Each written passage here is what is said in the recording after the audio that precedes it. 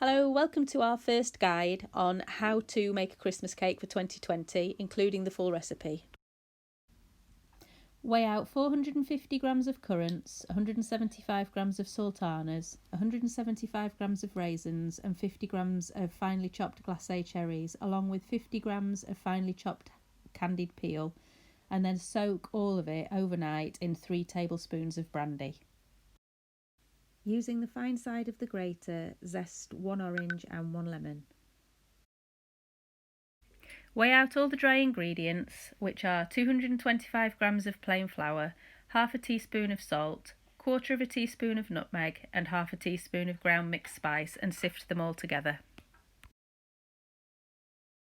Together 225 grams of butter, 225 grams of soft brown sugar until they're light and fluffy.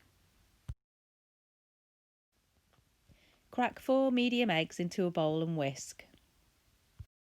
Mixture that you made between the butter and the sugar until it's all incorporated into the mixture.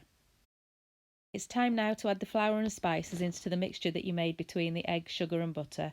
Slowly fold it in so you don't beat out all the air using a metal spoon. Add the brandy soaked fruit and the chopped nuts into the mixture that you made previously and mix it well. Now add the orange and lemon zest to the mixture and thoroughly mix through.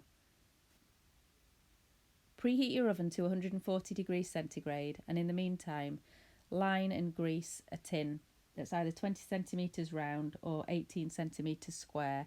And when you cut the paper for the top, make sure that you cut a hole around about the size of a 50p piece, 2 layers, so that when it's cooking it's given more protection.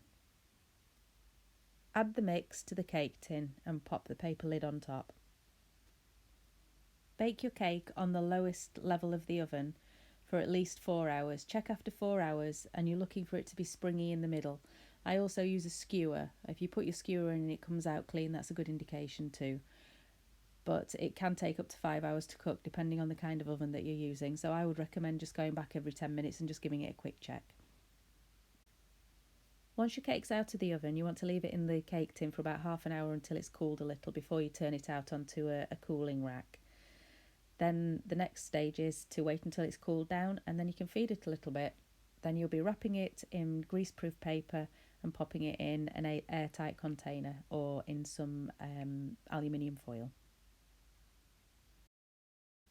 I hope you've enjoyed our how to make a Christmas cake. It's our first video, so please like and subscribe. And our next video will be on how to feed your Christmas cake.